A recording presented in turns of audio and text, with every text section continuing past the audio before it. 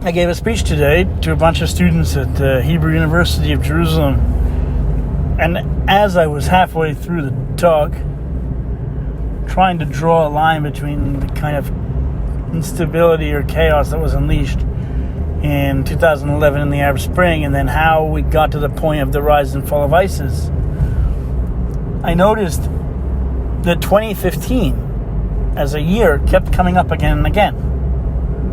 First of all, it came up because it's the year that the Russians intervened in Syria, and the Russian intervention helped to ensure that the Assad regime would survive, and that meant that many of the refugees that were in Turkey knew that they were not going to be going back, and they began to move towards Europe, which set in motion a massive crisis in which populist parties and Brexit was probably passed, and then Turkey fundamentally changed, and Turkey began to become more and more involved in Syria.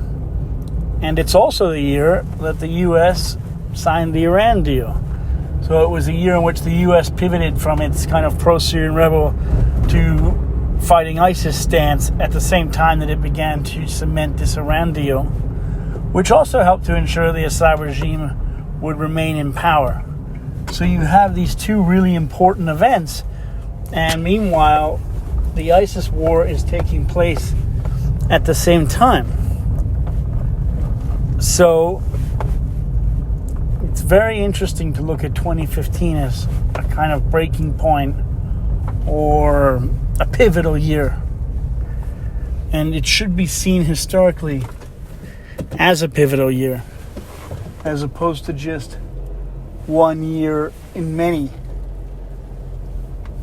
It marks a kind of departure for Iran, Russia, the Syrian regime, and the United States.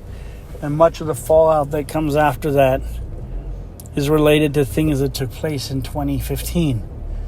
It's also the era before the coup that happened in Turkey, and that coup is also very, very important. It's the year in which there were two elections in Turkey. It's also the year in which Turkey gets more and more involved in Syria. And that's why we need to understand it better. It's also the year that the Shia militias kind of cement themselves as part of the sort of map or geography of Iraq, and they begin to take back cities. It's the year in which the Kurds begin to discover all of the mass graves of ISIS in Sinjar and the killing of Yazidis.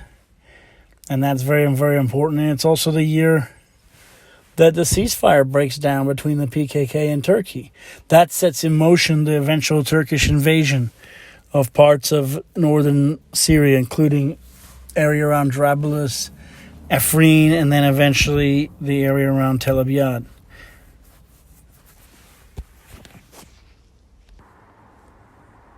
It's also the same year that the SDF, or Syrian Democratic Forces, are created, which will eventually defeat ISIS in Raqqa.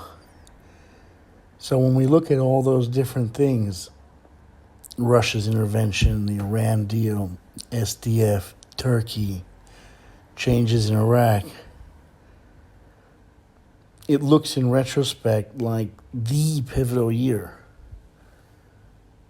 in the last decade, or decades even, with historic significance that goes back all the way 100 years to the end of the Ottoman Empire.